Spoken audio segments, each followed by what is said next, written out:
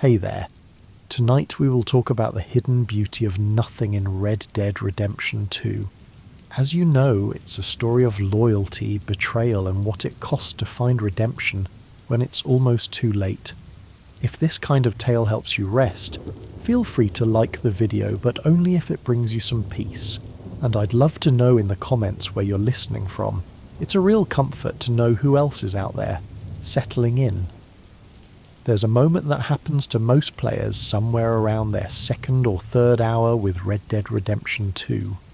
A moment where the game's true nature reveals itself in a way that's easy to miss if you're rushing through missions and objectives. You're riding from one quest marker to another, probably following the yellow line on your minimap like every other open world game has trained you to do, when something catches your eye. Maybe it's the way the morning light cuts through the trees, creating these god rays that look almost too perfect to be real. Maybe it's a deer standing in a clearing, completely still, steam rising from its breath in the cold mountain air. Maybe it's just the sound of wind moving through grass, or distant thunder rolling across the plains. Whatever it is, something makes you stop. You pull back on the stick. Arthur comes to a halt, and for just a moment you're not playing a video game anymore. You're just there, existing in this world, watching it lave and breathe around you. And if you're like most players, your immediate instinct is to feel guilty about this, to think you're wasting time, to remember that you have missions to complete and objectives to check off and things to do. But what if I told you that this moment, this impulse to stop and do nothing, is actually the entire point of Red Dead Redemption 2?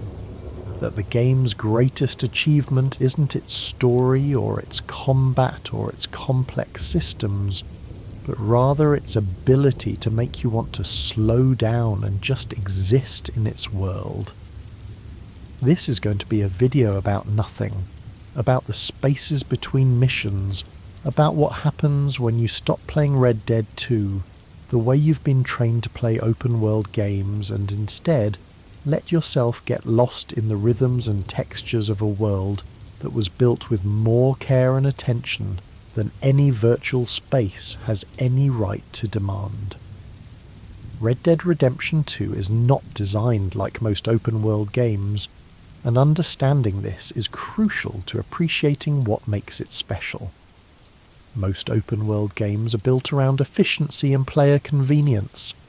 They're designed to make sure you always have something to do, that you're always progressing towards some goal, that your time is being respected in the sense that every moment is productive and moves you forward. These games have fast travel from the start. They have UI elements that constantly tell you where to go and what to do. They have streamlined animations so you're never waiting for anything. They're structured to keep you in a flow state where you're constantly engaged and constantly making progress. Red Dead 2 rejects almost all of this design philosophy. It's slow, deliberately, almost aggressively slow. Animations take time. Looting a body is a multi-second process where you watch Arthur go through pockets. Skinning an animal requires you to watch the entire animation. Opening drawers and picking up items all have these lengthy transitions that many players find frustrating. The game restricts fast travel, making you unlock it as a camp upgrade, and even then only letting you use it from specific locations. The UI is minimal, often requiring you to actively open your satchel or study animals, rather than having constant on-screen prompts. Everything about the game's design is telling you to slow down, to take your time, to experience the world rather than just moving through it. This design philosophy is polarizing because it goes against decades of game design wisdom about respecting player time and maintaining engagement. There are valid criticisms of this approach, moments where the game's insistence on slow realism becomes tedious or frustrating, animations that needed to be skippable, systems that could have been streamlined without losing their impact. But the reason Rockstar committed so completely to this slow design, the reason they were willing to frustrate some players and risk being called boring, is because they understood something fundamental about immersion and presence. You cannot feel like you're actually in a place if you're constantly being rushed through it. You cannot appreciate the craft and detail of a world if you're always focused on the next objective. You cannot form a genuine connection to a character and a setting if your interaction with them is purely functional and goal-oriented. The slowness isn't a bug or an oversight or a failure to understand modern game design. It's the entire point. Red Dead 2 is built on the radical idea that sometimes the best thing a game can do is get out of your way and let you just be in its world. The game teaches you this gradually, almost sneakily, through its structure and pacing. The opening chapter in the mountains is famously slow, taking hours before you get to the open world proper, and most discussion of this focuses on how it's introducing mechanics and story. But what it's really doing is teaching you a different way to play, training you to accept a slower rhythm, to pay attention to the world and characters rather than just rushing to the next mission. You're stuck in the snow with limited options, forced to take your time, to have conversations with gang members, to ride slowly through blizzards where visibility is minimal. The game is conditioning you to be patient, to understand that this isn't going to be a breakneck action game where you rush from set piece to set piece. And then when you finally get to Horseshoe Overlook and the world opens up, you've already been primed for a different kind of experience. You've learned, consciously or not, that this game rewards attention and patience rather than efficiency. But the game also doesn't force this on you, not completely. You can absolutely play Red Dead 2 as a traditional open-world game if you want. You can focus purely on missions, fast travel when available, skip through dialogue, treat the world as a backdrop rather than a place. The game will let you do this, and you'll still get a complete story and a satisfying experience. But you'll also miss what makes the game truly special, the texture and depth that exists in the spaces between objectives. The game is designed with two types of players in mind, those who want to rush through the story and those who want to exist in the world, and it serves both without judging either. But it's clear which type of player the game is really made for. Clear where the developers spent their time and attention. Clear what they hoped players would do, even if they couldn't force them to do it. Let's talk about what actually happens when you do nothing in Red Dead 2.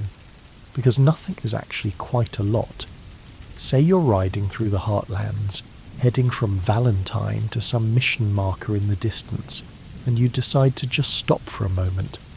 You find a nice spot, maybe a hill overlooking a valley, and you get off your horse. Immediately several things start happening.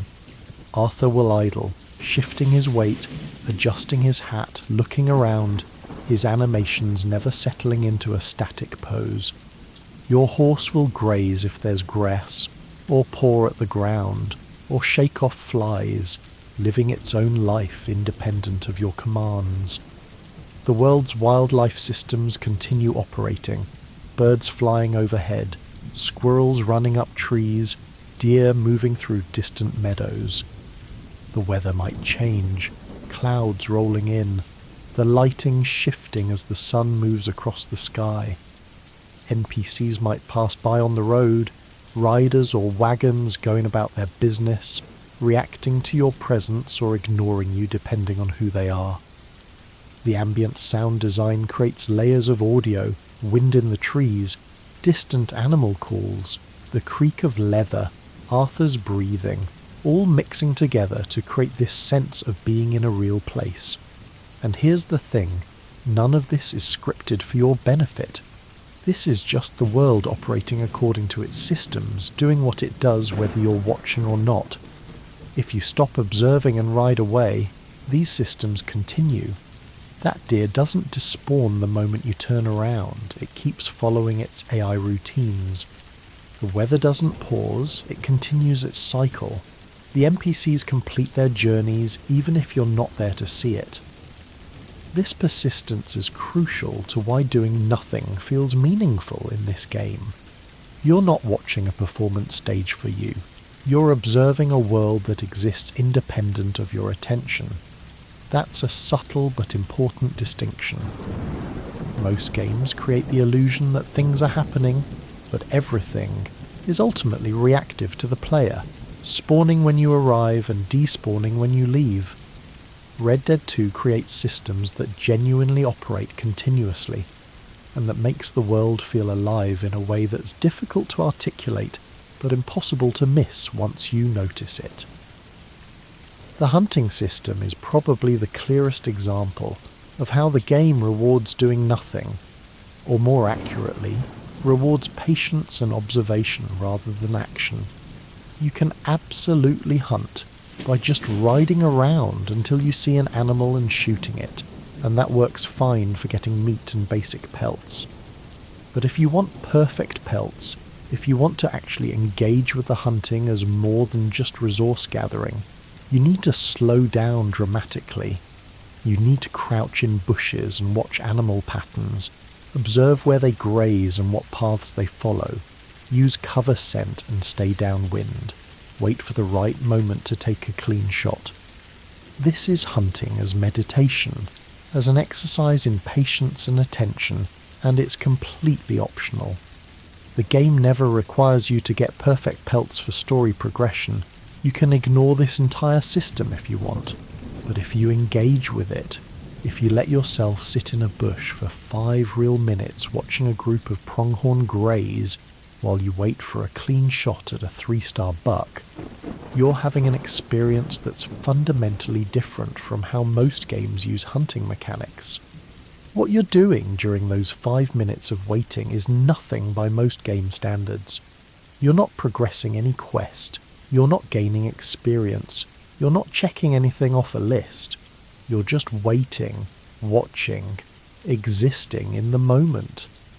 And yet those 5 minutes can be more engaging and memorable than many games' most elaborately scripted set pieces, because you're present in them in a way that scripted content rarely achieves. You're making micro decisions about positioning and timing. You're reading the animal's behavior. You're feeling the tension build as you wait for your opportunity, and when you finally take that shot and get the perfect pelt, the satisfaction isn't just from the mechanical reward, it's from the experience of having earned it through patience and attention.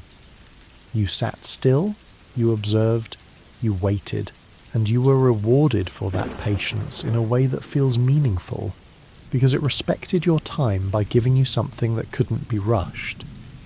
The fishing in this game works similarly, offering an activity that's mechanically simple, but experientially rich if you let it be.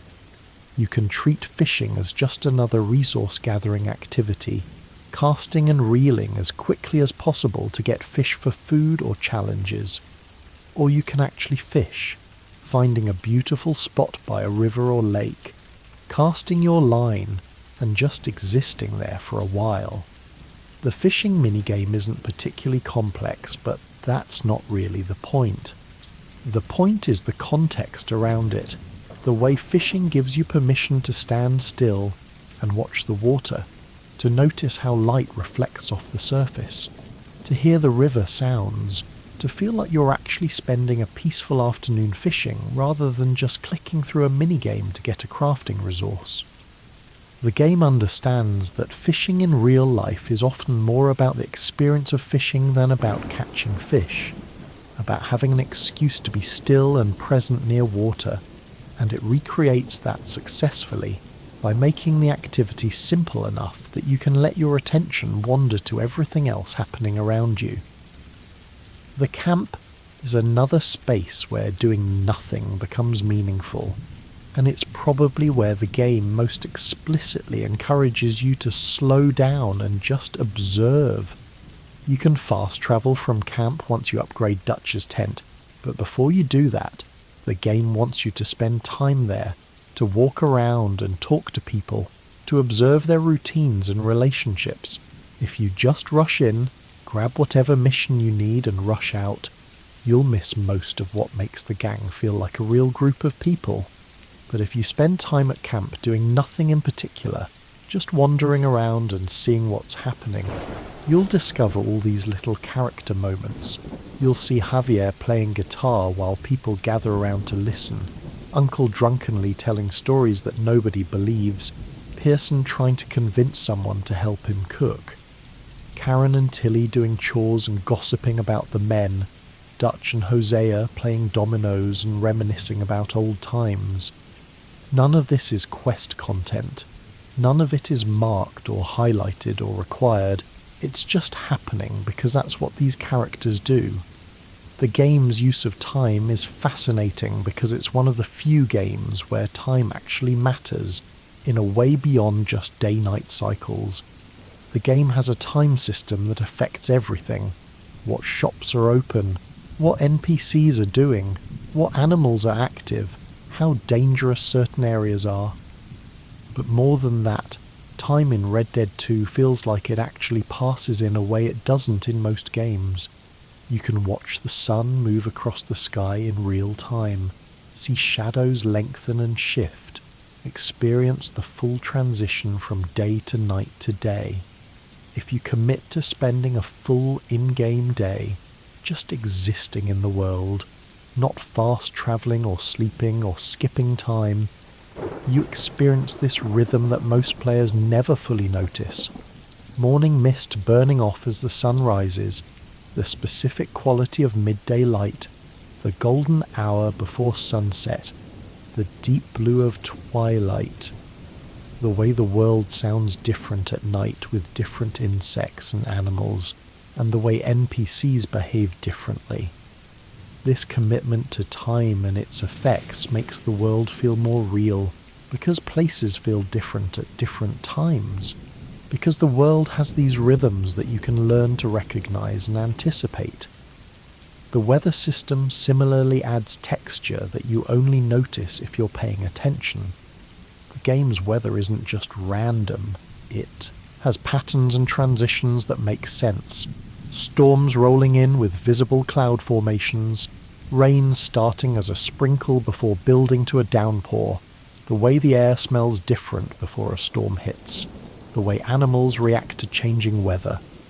If you're just rushing through, weather is an occasional inconvenience or a visual effect. But if you're taking your time, if you're actually existing in the world, weather becomes this dynamic element that changes how the world feels and behaves. Riding through a thunderstorm is a completely different experience from riding through that same area on a clear day, and not just visually. The sound design changes, with thunder drowning out ambient noise, rain pattering on your hat and coat, your horse behaving more skittishly. NPCs react to weather too, running for cover when it rains, complaining about the cold, adjusting their behaviour based on conditions. Photography in this game, using the photo mode, becomes a way of engaging with the world that's all about noticing beauty and composing moments. The photo mode is incredibly detailed, giving you control over every aspect of image composition, and the game is so visually stunning that it's genuinely rewarding to spend time just finding beautiful shots. But more than that, treating the game as a photography opportunity fundamentally changes how you engage with it.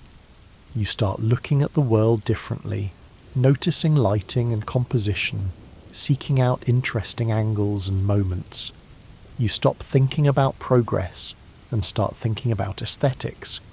You find yourself riding to specific locations at specific times of day to get the perfect light, waiting for weather conditions to change, positioning Arthur in ways that create interesting images. This is doing nothing in the most literal sense. You're not progressing any gameplay systems, you're just taking pictures. But it's also doing something profound. training yourself to see the world as beautiful and worth documenting, to value moments and places for their own sake rather than for what they offer in terms of gameplay progression. The random encounters in Red Dead 2 are another element that rewards aimless wandering and attention. If you fast travel everywhere and rush between missions, you'll miss most of these because they spawn dynamically as you explore. But if you take your time riding around, if you're actually present in the world, you'll constantly stumble across interesting situations. Someone's been bit by a snake and needs medicine. A wagon's wheel is broken and they need help. Strangers are having a gunfight and you can intervene or watch. Someone's about to be hanged and you can save them or let it happen. A woman is being harassed and you can help or ignore it. These encounters aren't marked on your map. They just happen as you're riding by, and they make the world feel alive and reactive. They reward exploration and presence, giving you reasons to take the long way and to pay attention to what's happening around you rather than just staring at quest markers. What's particularly clever about these random encounters is how they're not always positive interactions. You'll come across ambushes where people are trying to rob you, crying women who lure you into traps, people who seem to need help but actually have ulterior motives. This creates this wonderful tension where you have to actually engage with these situations rather than just automatically helping everyone, where you have to read the context and make decisions, and it makes the world feel more real because not everyone you meet is friendly or honest, just like in actual life.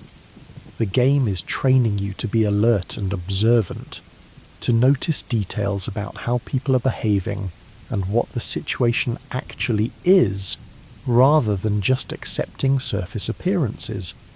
This vigilance makes travelling more engaging, because you're not just watching pretty scenery, you're actively reading your environment for potential threats or opportunities.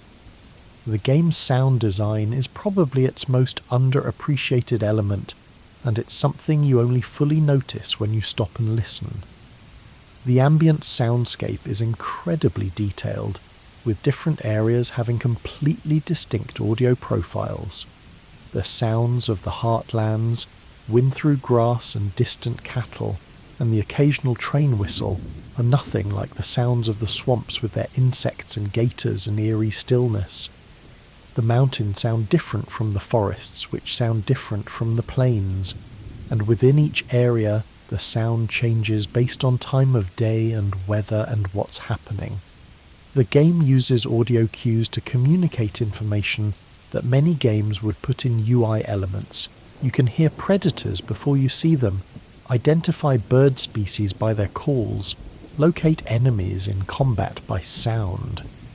But beyond functional information, the sound design creates atmosphere and mood in ways that make the world feel lived in. You hear Arthur's spurs jingle when he walks, the creak of his saddle when he mounts his horse, the distinctive sounds of different gun types, the way his voice changes if he's cold or tired or drunk. These details aren't necessary for gameplay, but they're crucial for immersion, for making you feel like you're actually inhabiting this space, rather than just controlling a character in a game. The music in Red Dead 2 is used sparingly and deliberately, often letting ambient sound carry scenes where other games would have constant musical accompaniment. This restraint makes the moments when music does appear more impactful, but it also means that much of your time in the world is spent in relative silence, or rather in the natural sounds of the environment. This absence of constant musical scoring is initially disorienting for players used to games that use music to create constant emotional tone, but it's essential to the game's approach to immersion. The silence, or the near silence, makes you more aware of the environmental sounds, more present in the space, more able to notice subtle audio details, and when music does appear, whether it's the guitar playing at camp or the dramatic scoring during a mission climax, It feels earned and meaningful rather than just wallpaper. The way Arthur himself exists in the world, his animations and behaviours, is central to why doing nothing feels good in this game. Arthur is never static. He's always doing something, even when you're not inputting commands. He adjusts his clothing, touches his gun, shifts his weight, looks around, reacts to temperature and weather, all these little movements that make him feel like an actual person in the space, rather than a player avatar waiting for input. When you stop moving, Arthur doesn't freeze in a neutral pose, he continues existing, and you can see him breathing, see his chest rise and fall, see him react to his environment. This persistence of character animation means that even when you're doing nothing, watching is still interesting because Arthur is still performing his personhood. The game also gives Arthur contextual behaviours that most players never notice because they require you to stand still in specific places. If you stand near a campfire for a while, Arthur will warm his hands. If you're in deep water, he'll swim differently than in shallow water, and his hair will be wet when he gets out. If you stand in the rain without a coat, he'll hug himself and shiver. If you don't bathe, he'll get comments from NPCs about his smell. These aren't gameplay systems with mechanical impacts beyond minor stat changes. They're simulation details that exist purely for immersion, to make Arthur feel like someone who exists in and reacts to his environment rather than a collection of stats and abilities. The game is constantly simulating Arthur's physical state and his relationship to the world around him, and you only notice this if you pay attention, if you take the time to observe how he behaves in different contexts. The horse bonding system is another element that rewards time and attention rather than just mechanical progression. You can increase your bond level with your horse through gameplay, through feeding and brushing and patting it, through riding it regularly and calling to it. But mechanically this just unlocks new abilities and increases stats. Nothing particularly special. What makes the system work emotionally is all the details around it. The way Arthur talks to his horse differently based on bond level, the way the horse responds to your voice, the way you can tell your horse is yours because of how it behaves around you versus how it behaves around other people. If you treat your horse purely functionally, as a vehicle to get you from place to place, you'll never develop that emotional connection. But if you take time with it, if you actually pat it and brush it and keep it fed, if you avoid running it into trees and getting it hurt, you start to care about this digital animal in a way that's honestly kind of embarrassing to admit, but also genuinely affecting when something happens to it. There's a specific type of play session in Red Dead 2 that I think represents the game at its best, and it's the session where you never actually accomplish anything. You log in intending to do a mission, but then you see something interesting and investigate, which leads to a random encounter, which makes you want to hunt because you're near good hunting grounds, which makes you need to ride to a trapper to sell your pelts, which takes you through an area you haven't explored yet, which results in finding a homestead or a point of interest, which makes you want to sketch it in Arthur's journal. And before you know it, 2 hours have passed and you haven't made any story progress, but you've had this rich experience of just existing in the world and letting it show you things. This kind of emergent experience, where the world itself becomes the content rather than just the space between content, is what Red Dead 2 does better than maybe any other game. It creates a world interesting enough and detailed enough that simply being in it is rewarding. The journal system is a beautiful example of how the game encourages you to pay attention and process your experiences. Arthur draws and writes about everything significant that happens, every major mission, every person he meets, every location he discovers, every animal he studies. The journal is completely optional. You never have to open it. But if you do, if you take the time to read Arthur's thoughts and look at his sketches, you get this completely different perspective on events. You see Arthur processing his experiences, trying to make sense of his life and his choices, expressing doubts and fears he never voices aloud. The journal makes Arthur feel more real because it gives you access to his internal life. But more than that, it rewards you for taking the time to engage with it. The drawings improve as the game goes on, showing Arthur's artistic skill developing, and the writing becomes more introspective as his story darkens.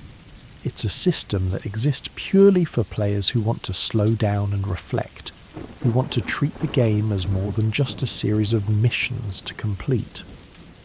The game's day-night cycle, and the way it affects NPC behaviour, creates these rhythms that you only notice if you spend real time in the world. Towns are different at night, with different shops open, different people on the streets, different kinds of trouble brewing. The saloons are busier at night, more drunk people causing problems, more opportunities for gambling and fights. During the day, shops are open, and respectable people are going about their business. Camp has similar rhythms, with people doing chores during the day, gathering around fires at night, going to sleep at specific times. If you only visit camp at mission-appropriate times, you'll never notice these patterns. But if you spend time there, if you observe how the place operates across different times of day, you start to understand the gang as a functioning community with its own internal logic and routines. The contrast between how most games use their open worlds and how Red Dead 2 uses its world is stark. In most open world games, the world is a container for content, a space that exists to house missions and activities and collectibles. The world itself is secondary to the things you do in it. Red Dead 2 inverts this relationship, making the world itself the primary content and the missions and activities just excuses to spend more time in it. This is why so many players report that their favourite moments in the game aren't from any mission. They're from unscripted experiences they had while travelling or exploring. Moments where the game's systems created something unexpected or beautiful or memorable. A storm rolling in while you're riding through the plains. A stranger encounter that went in an unexpected direction. Accidentally discovering a beautiful vista. Watching the sun rise while hunting. These moments aren't created through traditional game design, through scripting or set pieces or authored content.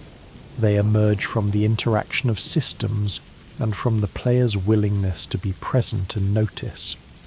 Let's talk about what it means to be present in a video game, because this is philosophical territory that games rarely explore. Presence in games is usually about flow state, about being so engaged with the gameplay loop that you lose awareness of time and self, that you become purely reactive to the challenges the game presents. This is the traditional understanding of immersion, being absorbed in gameplay to the point where you're not thinking about anything else. But Red Dead 2 offers a different kind of presence, one that's more about contemplation than flow, more about observation than reaction. It's the presence you might feel while hiking in nature, where you're not really doing anything goal-oriented, you're just moving through space and noticing things, letting your mind wander while staying alert to your surroundings. This is a much more rare experience in games because games are generally designed to keep you in flow state, to always give you something to do or optimize or improve. Red Dead 2 creates space for this other kind of presence by being slow enough and detailed enough that observation becomes rewarding. The game's graphics and art direction are obviously crucial to why doing nothing feels worthwhile. If the world wasn't beautiful, if there wasn't always something interesting to look at, standing still would just be boring. But Rockstar understood that visual beauty in games isn't just about technical achievement, it's about art direction and composition and lighting and all the things that make something pleasant to look at. The world of Red Dead 2 is stunning, yes, but it's stunning in specific ways that reward attention. The lighting is based on real physics of how light behaves at different times of day and in different weather conditions, creating these moments of incredible beauty that happen naturally rather than being scripted set pieces. The colour palette shifts based on region and season and time, creating distinct visual identities for different areas. The composition of the landscape, the way the game's artists place trees and rocks and water features, creates natural vistas that are genuinely beautiful rather than just visually impressive. What makes the visual design special is how it serves immersion rather than just spectacle. A lot of beautiful games are beautiful in ways that constantly remind you you're looking at graphics, at technical achievements, at something artificial trying very hard to look real.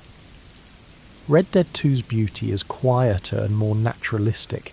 It looks like places you might actually visit, with the imperfections and asymmetries of real landscapes, rather than the perfect composition of concept art.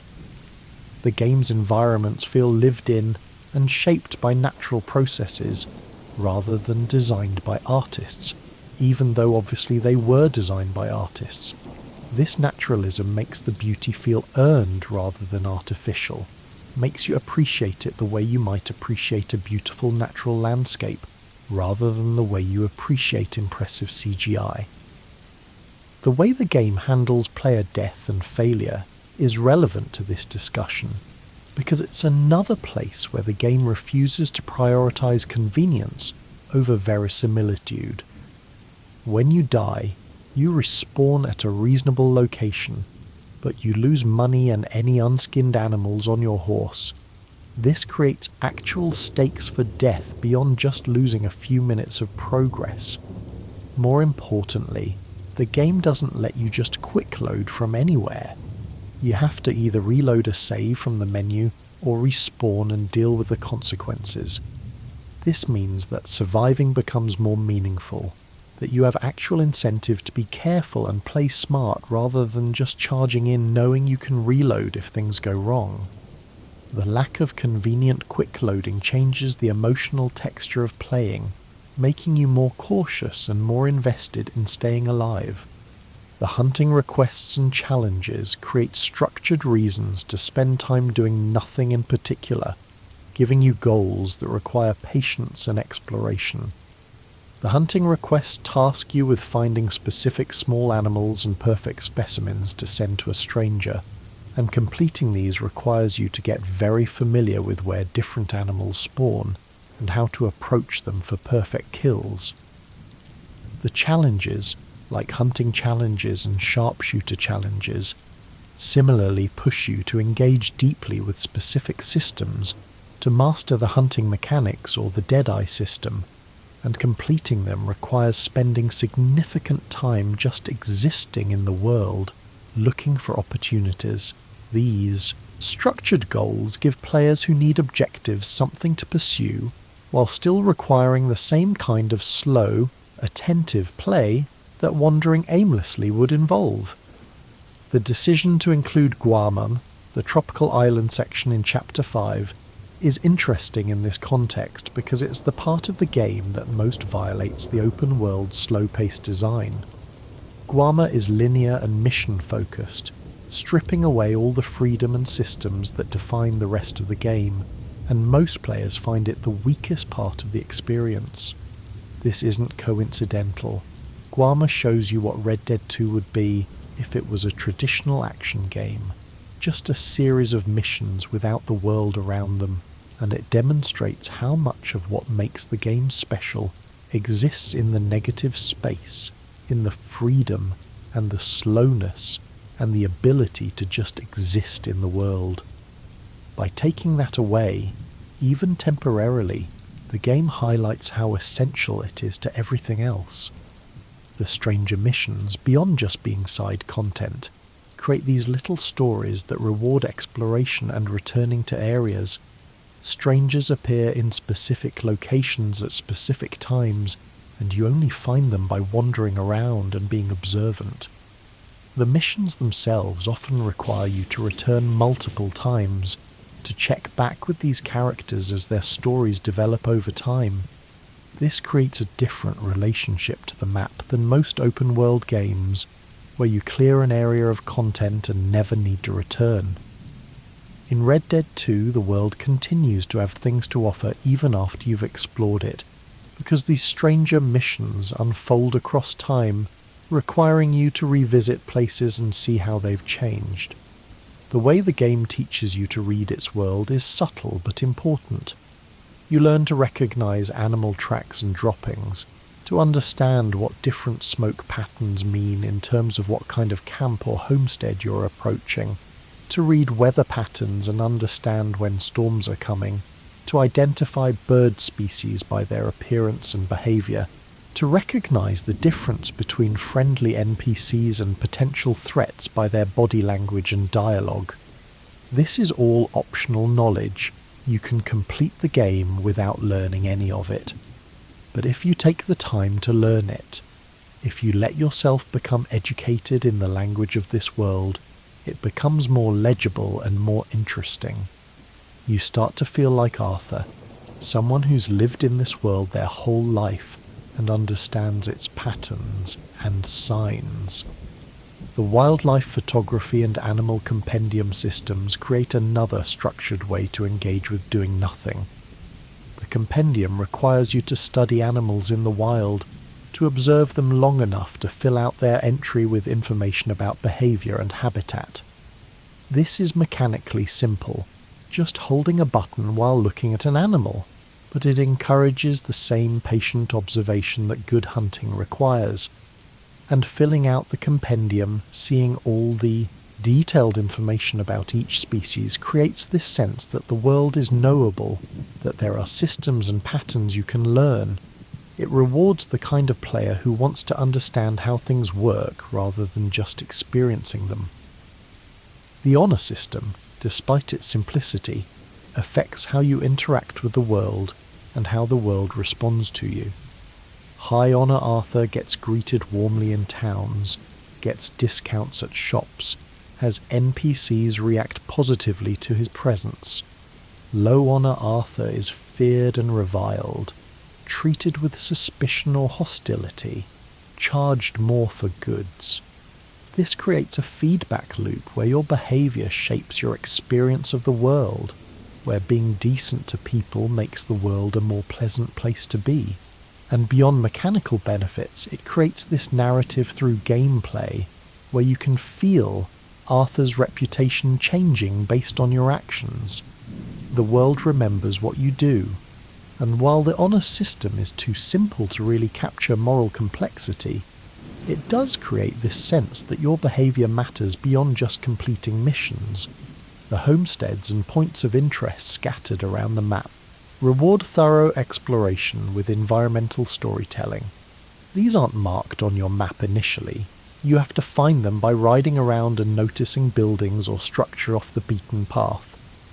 And when you find them, they tell little stories through their details. An abandoned house might have a diary explaining what happened to the family. A crashed wagon might have clues about who was travelling and why. A hidden cave might contain treasure or evidence of some tragedy. These environmental narratives are completely optional. You can finish the game without ever finding them, but they create this rich texture of implication and history that makes the world feel like it exists beyond your story. Things happened here before Arthur arrived. People lived and died and had their own dramas, and you're just discovering the remnants. Let's talk about the act of travel itself, because in Red Dead 2, getting from one place to another is content rather than just empty space between content. In most open-world games, travel is something to be minimized or eliminated. That's why fast travel exists. because developers understand that players generally don't want to spend time just moving through space. But Red Dead 2 makes travel meaningful in several ways. First, it gives you time to think and process what's happening in the story. The rides between missions often feature important conversations between Arthur and whoever he's riding with, developing character and relationships. Second, it exposes you to the world's dynamic systems, random encounters and weather changes and wildlife behaviors that you only experience by being out in the world. Third, it creates rhythm and pacing, the quiet moments of travel between intense missions, giving you time to decompress and prepare emotionally for what's next. And fourth, it's often genuinely enjoyable just as an activity, riding a horse through a beautiful landscape, especially in cinematic camera mode where you can just watch the scenery unfold. The cinematic camera is crucial to the game's approach to travel, transforming it from something you control into something you observe. When you're in cinematic mode, the camera pulls back and frames the action like a film, creating these beautiful composed shots of Arthur riding through the landscape. You still have some control, you can still steer and adjust speed, but the game is handling most of the details, keeping you on paths automatically and creating shots that look intentional rather than random. This transforms travel from a gameplay activity into something more contemplative. You're watching Arthur travel rather than focusing on navigating. It's perfect for those long cross-country rides where you want to enjoy the scenery and think about the story rather than concentrating on steering and dodging obstacles. The crafting system, while mechanically standard, creates reasons to engage with the world's resources and to value things you find. You can craft improved ammunition, special tonics, equipment upgrades, all requiring specific animal parts or plants that you have to hunt or gather. This means that when you're riding around and see a plant you need, or an animal with a valuable pelt, it's not just a random environmental detail, it's a resource that has value. This transforms how you see the world, making you pay attention to your surroundings, not just for aesthetic reasons, but because they contain useful things. And the act of gathering these resources, picking plants or hunting animals, requires you to slow down and engage with the environment directly, rather than just passing through it. The game's approach to treasure maps and collectibles is designed to encourage exploration rather than just following waypoints.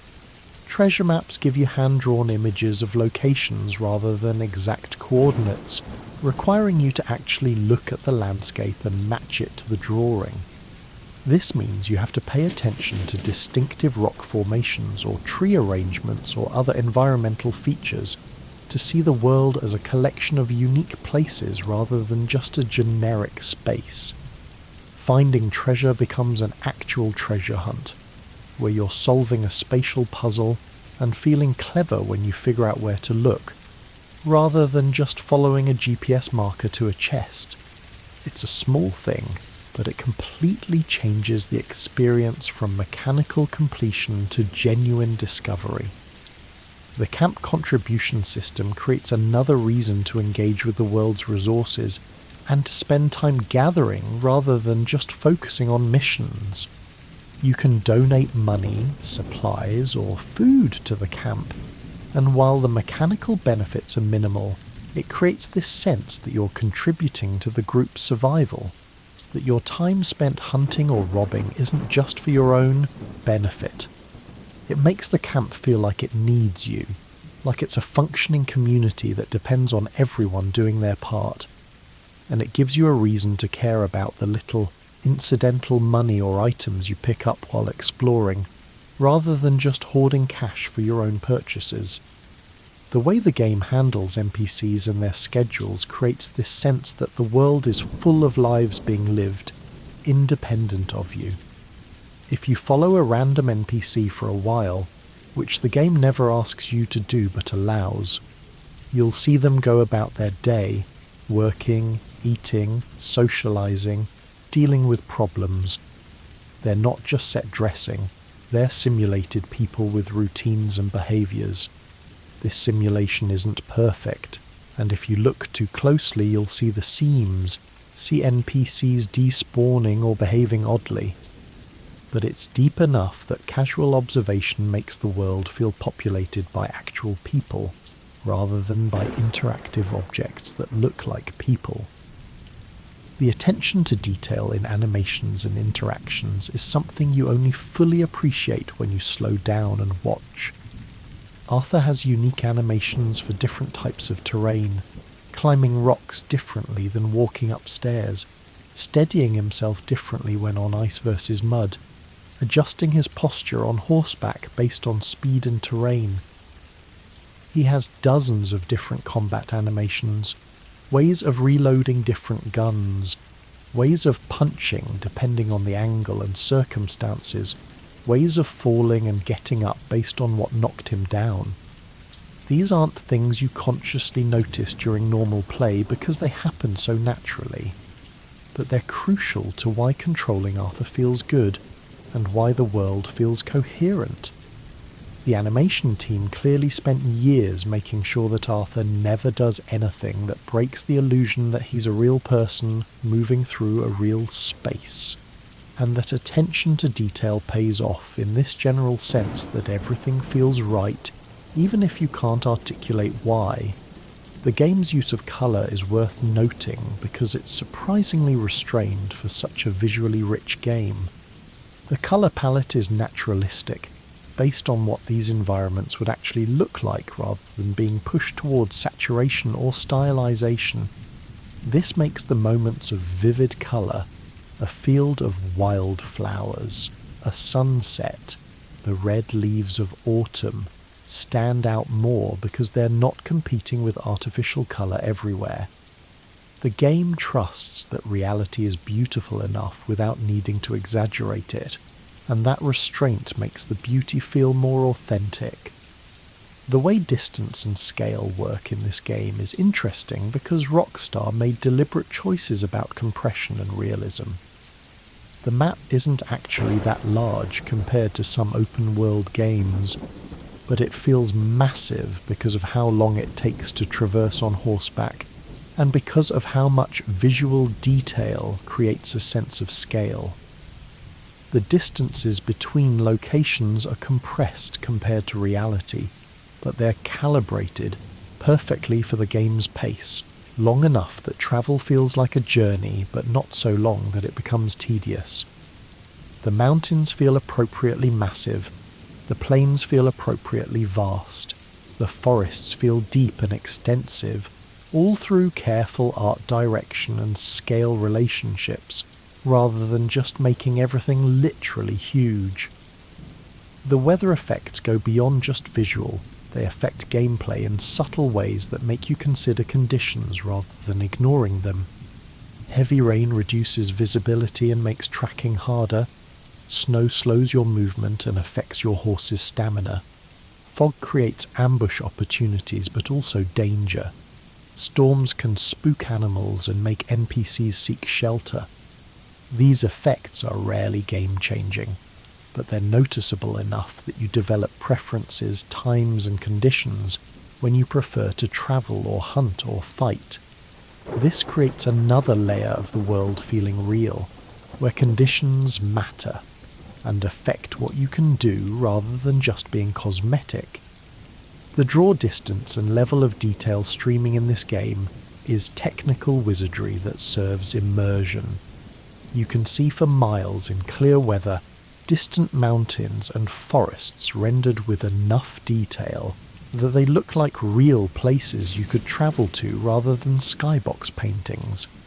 And as you approach distant locations, the detail streams in seamlessly without loading screens or obvious LOD transitions.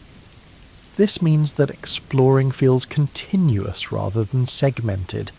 You're in one large world rather than in a series of connected zones. The technical achievement here supports the design goal of making the world feel like a place rather than a game level.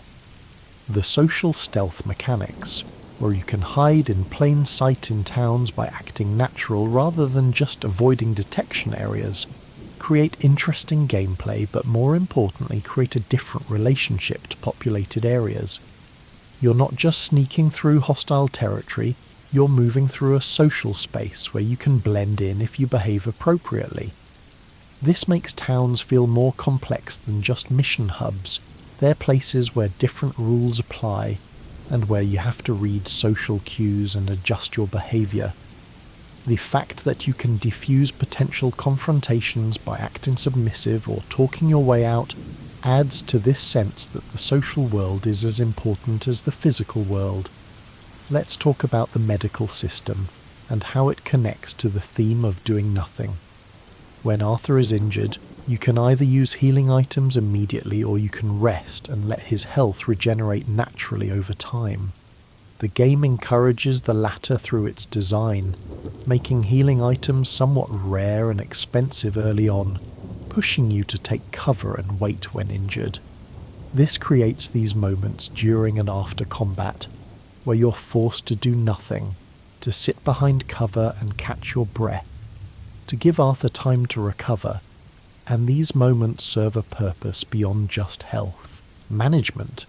They give you time to process what just happened, to transition from the adrenaline of combat back to normal exploration, to feel the weight of the violence rather than just immediately moving on to the next encounter. The game's handling of Arthur's physical degradation due to tuberculosis in the later chapters adds another dimension to the theme of time and mortality. Arthur moves slower, his stamina depletes faster, he's visibly weaker and sicker. The game is making you feel his decline through the mechanics, making you slower and more vulnerable, forcing you to adjust your playstyle. This could be frustrating from a pure gameplay perspective, having your character get worse rather than better as the game progresses. But it serves the story beautifully, making you feel Arthur's awareness of his limited time, his body failing him even as he's trying to accomplish his final goals. The slowness becomes meaningful rather than just tedious because it's communicating something essential about what Arthur is experiencing.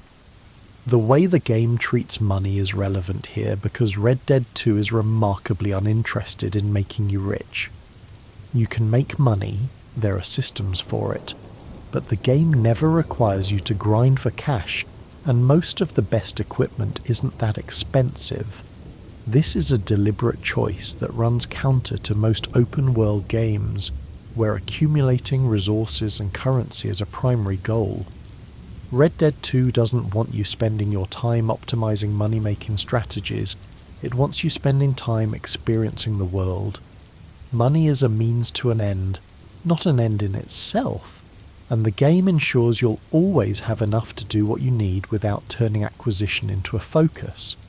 This frees you up to do things for experiential reasons rather than for optimal profit. The lack of level scaling means the world has dangerous areas you shouldn't go to until you're more powerful, but it also means the world feels consistent rather than constantly adjusting to your level. A place that's dangerous early in the game is still dangerous later, unless you've gotten stronger, which makes progression feel real, and it means that when you return to early areas later in the game, you feel the difference in Arthur's capabilities. You're more powerful than you were, and the game lets you feel that. This creates a sense of mastery that level scaling would eliminate. The satisfaction of returning to a place that once was challenging and finding it easy because you've grown. The missable content in Red Dead 2 is controversial but thematically appropriate. There are missions and encounters that can only happen during specific chapters, meaning if you progress the story too far, you lock yourself out of content permanently. This punishes players who rush through the story without exploring, which seems harsh from a game design perspective, but it's also honest in a way most games aren't. acknowledging that time is finite and choices have consequences, that you can't experience everything, and some opportunities pass if you don't take them. It makes replaying more meaningful because you can make different choices about how to spend your time, which content to prioritize, and it makes the time you do spend feel more valuable because you know you're making choices about what to experience. The way the game handles disguises and reputation in different regions creates interesting strategic considerations, but also affects how you experience travel. If you've been causing trouble in one area, you might need to wear a mask or travel through a different region to avoid being recognized. This makes the geography matter in terms of planning rather than just being visual variety. Different areas have different law enforcement situations and different levels of danger based on your history there. It makes the world feel responsive to your actions in a way that persists across time rather than resetting constantly. The legendary animals and legendary fish create these special encounters that require patience and skill to complete. These aren't just bigger versions of regular animals, they're unique challenges that require you to prepare properly, to use specific strategies, to potentially spend real time tracking and hunting them. They're optional content that rewards players who want to engage deeply with the hunting systems, who want challenges that require mastery rather than just competent play. And finding them requires exploration and attention. They're in specific locations that you have to discover, turning the hunt into this multi-stage process of discovery, preparation, and execution.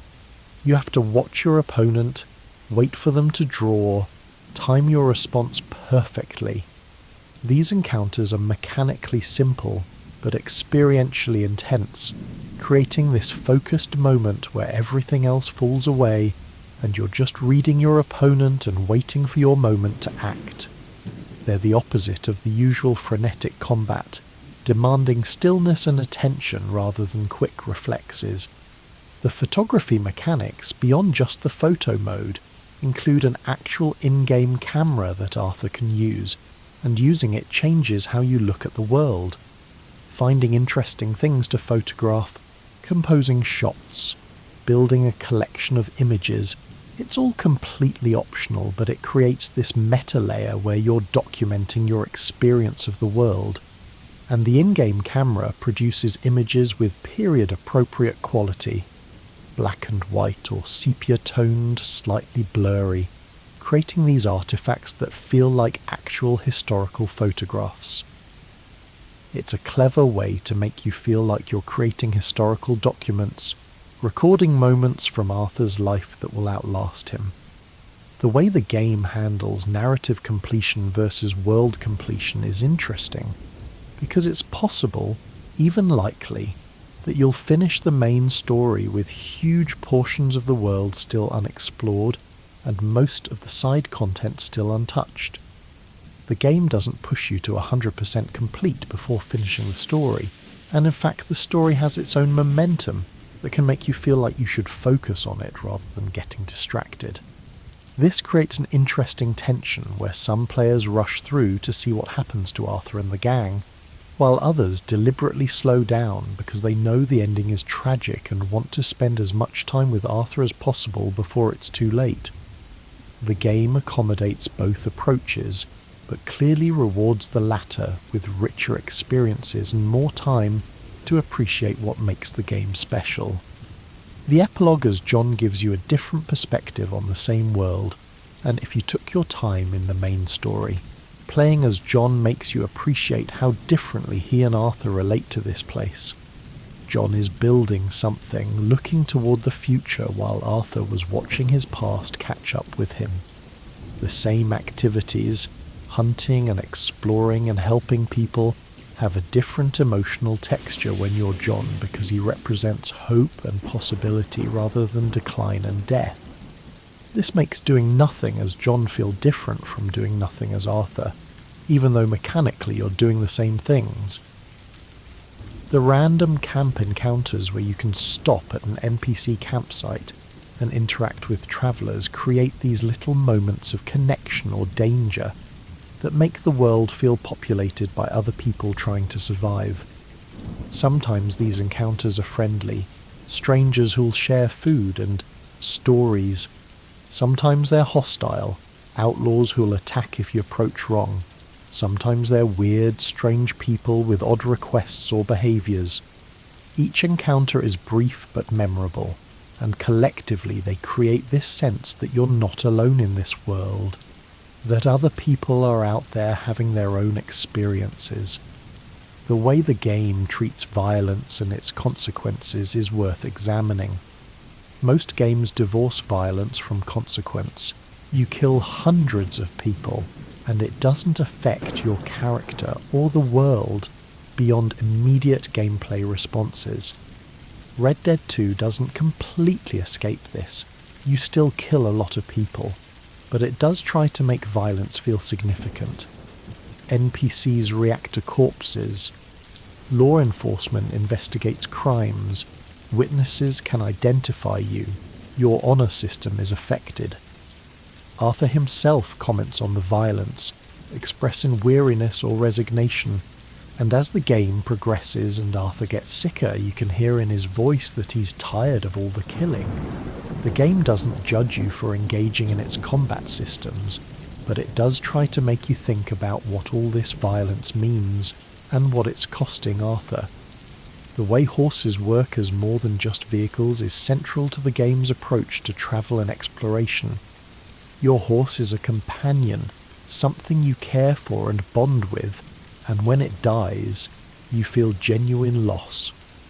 The game creates this attachment through systems and details, the bonding levels, the unique appearances and names, the way Arthur talks to his horse differently based on their relationship, but also through the time you spend with your horse, the hours riding together, the experiences shared.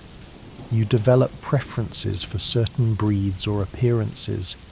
You get annoyed when your horse won't come when called or runs into a tree. You feel bad when you push it too hard and drain its stamina. This relationship makes travel more personal because you're not just steering a vehicle, you're riding a companion through the world. The seasonal changes across the map create visual variety, but also affect gameplay and what resources are available. The colder northern regions require different clothing and affect Arthur's stamina, while the southern swamps have different animals and plants and dangers. This geographic variation means that different parts of the map offer different experiences and require different approaches, making exploration continually interesting, rather than just seeing the same things in different locations. The game's achievement list and 100% completion checklist are deliberately extensive and time-consuming, requiring you to engage with almost every system and explore almost every location. This could be seen as just content padding, busy work to extend playtime, but it also serves as a guided tour of everything the game has to offer, pushing you to try activities you might not otherwise engage with, to visit places you might not otherwise go. The completionist players who pursue this are being rewarded with the most comprehensive experience of the world, seeing and doing everything, while casual players can ignore it entirely without missing the core experience. The way the game uses its loading screens, showing artistic renderings of scenes and locations rather than progress bars, reinforces the game's artistic identity even in transitions. These aren't just technical necessities, they're opportunities to reinforce the visual style and the world's aesthetic. The game is always trying to maintain immersion, even in moments where you're technically waiting for the game to load. The symbolism of the deer that appears throughout the game as Arthur's honor animal, contrasting with the wolf that appears for low honor, creates this supernatural element that suggests Arthur's journey is being observed by something beyond the material world. These visions happen at key story moments, usually when Arthur is transitionally between life and death or making important decisions. They're brief and could be dismissed as hallucinations, but they add a mythic quality to Arthur's story, suggesting that his redemption or damnation matters in a cosmic sense. The thunderstorms in this game deserve special mention because they're genuinely spectacular and slightly terrifying. The sound design is incredible, with thunder that sounds like it's tearing the sky open, rain that pounds and overwhelms other sounds, wind that howls and affects vegetation. The lighting during storms creates these dramatic moments where lightning illuminates the landscape briefly before plunging it back into darkness. And being caught in a storm while travelling creates this experience of being small and vulnerable in the face of nature's power, which is exactly the feeling the game wants you to have about the wild spaces you're moving through. The abandoned buildings and ruins scattered throughout the map tell stories without words, environmental narratives about what happened here and who used to live in these places. A burnt-out cabin with graves outside, a crashed wagon with scattered supplies, an old battlefield with rusting weapons and bones. Each location has been carefully designed to suggest a story that you piece together from visual clues. These silent stories make the world feel deep and historical, like it has a past that extends beyond Arthur's story. The way the game treats Native American characters and culture is worth discussing, because it's another area where a Western studio engaging with non-Western culture could have gone very wrong. The game includes Native American characters and storylines, particularly with Rain's Fall and his son Eagle Flies, and while it's not perfect, it does try to treat them with respect and complexity. The Native American characters aren't romanticized noble savages or villainous obstacles. They're people dealing with the genocide being perpetrated against them, trying to decide whether to resist or accept the inevitable destruction of their way of life. The game makes clear that the US government's treatment of Native Americans is morally reprehensible, while also showing the complexity of how different people respond to impossible situations. It's more nuanced than most games would attempt, though it's still ultimately a story about white characters with Native Americans as supporting players. The strangers you meet on the road and in the wilderness, the ones not tied to any quest or mission, create these brief moments of interaction that make the world feel populated by individuals rather than by types. You might pass someone and exchange greetings, or they might ask for directions, or warn you about danger ahead, or just comment on the weather. These brief interactions don't lead anywhere. They're just moments of human contact, and they make travelling less lonely while also highlighting how vast and empty much of the world is.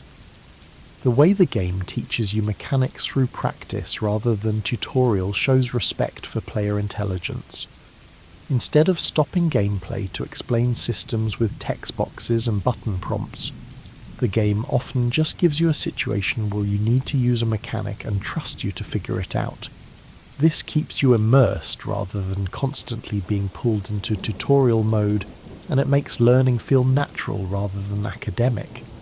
The game has tutorials for complex systems, but they're optional and unobtrusive, letting you learn by doing rather than by reading. The photorealism of the game's graphics serves immersion by making the world immediately legible in ways that stylized graphics wouldn't. You understand what things are and how they work because they look like their real-world equivalents. You don't need to learn a visual language to pass the environment. This realism has downsides. When the game fails to be realistic, it's more jarring than it would be in a stylized game. But for a game trying to create a sense of place and presence, having everything look photorealistic helps you feel like you're somewhere real rather than in a game world. The domestic animals in towns and on farms, the cows and sheep and chickens and dogs and cats, create ambient life that makes settled areas feel lived in.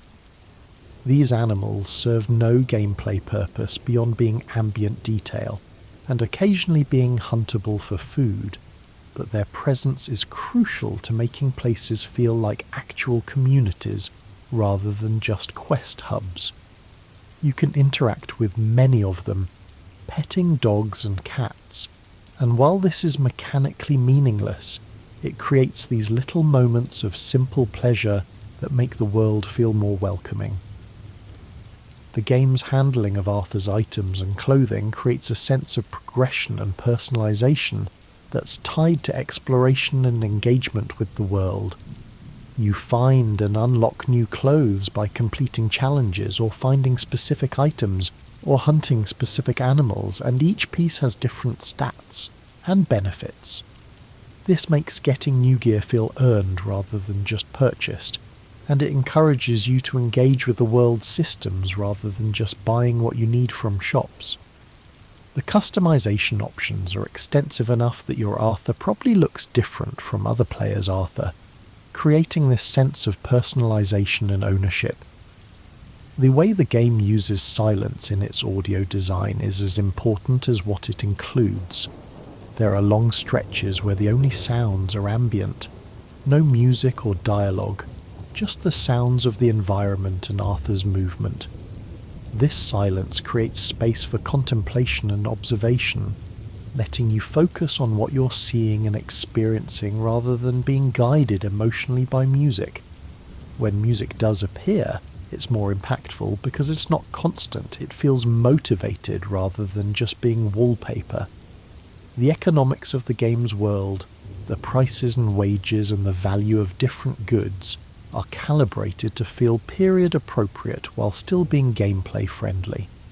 Money matters, but isn't so scarce that you're constantly grinding for it, and the things you can buy are generally useful or cosmetic rather than being power-ups that gate progression. This creates an economy that feels like it's part of the world's simulation, rather than just being game systems with a thematic skin. The contrast between the busy, dirty, dangerous cities and the peaceful, beautiful wilderness creates this clear value judgment about where the game thinks you should spend your time. The cities are necessary for certain activities and missions, but they're also cramped and dirty and full of people trying to rob you or get you in trouble. The wilderness is where the game wants you to be, where its strengths are most apparent, where you can experience the beauty and detail and systems that make it special. This isn't subtle. The game clearly prefers its natural spaces to its urban ones, and it encourages you through design to spend as much time as possible out in the world rather than in towns. The way that NPCs remember you and react to your past interactions creates a sense of continuity and consequence that most games don't bother with. If you help someone, they might recognize you later and offer a reward or just thank you again. If you rob someone, they'll be hostile if they see you again. This memory makes the world feel more coherent, like it's one continuous place where actions have lasting effects, rather than a series of disconnected encounters. The game's approach to morality through the honor system is simple but effective, giving you immediate feedback on actions without being heavy-handed. Good deeds increase honor, bad deeds decrease it, and the effects are meaningful enough to influence how you play without being so punishing that you feel locked into a specific play style. The system works because it's transparent and consistent. You always know what will affect your honor and how, which lets you make intentional choices rather than guessing at what the game considers moral. The attention to historical detail in clothing and equipment and architecture creates authenticity that serves immersion, even if most players can't identify what's historically accurate versus what's been invented or simplified. The game feels period appropriate, like it's set in 1899, and that sense of time and place is crucial to why the world works. You're not just in a generic western, You're specifically in America at the end of the 19th century, and the details support that specificity. The way animals respond to Arthur's scent and sound and visibility creates hunting that requires actual thought and positioning rather than just good aim. You have to approach from downwind, move slowly and use cover, not make sudden movements. This makes hunting engaging as a stealth activity rather than just as a shooting activity, and it rewards patience and careful observation over quick reflexes. The ambient dialogue between NPCs when you're in towns or at camp creates this constant background of conversation and life that makes spaces feel populated and active. You'll overhear conversations about current events, personal dramas, gossip and rumours, and while none of it's critical to anything, it creates texture and makes the world feel like it continues when you're not paying attention. The game's insistence on making you physically travel to locations rather than just selecting them from a menu creates a relationship to space that fast travel would eliminate. You learn the geography by moving through it, you develop routes and shortcuts, you start to understand distances and travel times. The map becomes known rather than just being an abstract interface, and that knowledge makes the world feel more real and more navigable. The way the game handles its economy and Arthur's wealth creates interesting choices without forcing grinding. You need money for various things, but the game provides enough opportunities to make money that you're never desperate unless you're really bad at managing resources. This means you can make choices based on what you want rather than what you need, which gives more freedom while still making money feel meaningful. Red Dead Redemption 2's greatest achievement might be that it created a world where doing nothing is genuinely rewarding, where the absence of objective-focused gameplay doesn't create boredom, but rather creates space for observation and appreciation and presence. The game understands that not everything needs to be gamified, that sometimes the best thing a game can do is create a beautiful, interesting space and let you exist in it without constantly demanding your attention or pushing you toward goals. This is increasingly rare in modern games, this willingness to trust that the world itself is enough, that players will find value in simply being somewhere beautiful and detailed and alive. The game's commercial critical success, despite its slow pacing and resistance to modern convenience features, suggests that there's a real hunger for this kind of experience, for games that create places worth existing in rather than just creating content to consume. The hidden beauty of doing nothing in Red Dead Redemption 2 is that it reveals the game's true nature. It's not really an action game, or even primarily a story game. It's a simulation of a place and time, an interactive historical fantasy, a playable Western film. The missions and objectives are there to give structure and to tell Arthur's story, but the real content is the world itself. The experience of moving through and existing in this meticulously crafted recreation of a mythologized American past. When you stop trying to complete things and just let yourself be in the world, you discover what the game is actually about. It's about the quality of light filtering through trees. It's about the sound of rain on your hat. It's about the weight of your horse beneath you as you ride across open plains. It's about watching storms roll in from miles away. It's about sitting by a campfire and listening to your companions talk. It's about the specific way Arthur moves when he's cold or tired or drunk. It's about all the tiny details and systems and moments that combine to create a sense of place more convincing than any game has managed before or since. This isn't for everyone, and that's okay. Some players will find the slowness tedious, will resent the game for not respecting their time in the way they've come to expect from modern games. But for those who can adjust to the game's rhythm, who can let go of the need for constant progression and achievement, who can appreciate the game on its own terms rather than expecting it to conform to genre conventions. Red Dead Redemption 2 offers something genuinely special. It offers the experience of being somewhere else, someone else, somewhen else. It offers the rare pleasure of a game that trusts you enough to not fill every moment with objectives and rewards, that believes its world is interesting enough to carry the experience without constant gameplay intervention. The hidden beauty of doing nothing in Red Dead 2 is ultimately about presence and attention, about learning to see and appreciate rather than just consume and complete. It's about discovering that sometimes the best moments in games, like in life, are the ones where nothing much is happening, where you're just existing and noticing and feeling grateful to be somewhere beautiful. And in creating a game that rewards this kind of engaged presence, that makes doing nothing feel worthwhile and meaningful, Rockstar achieves something that transcends typical video game success. They created a place, not just a game, and that place is worth visiting, worth spending time in, worth doing nothing in.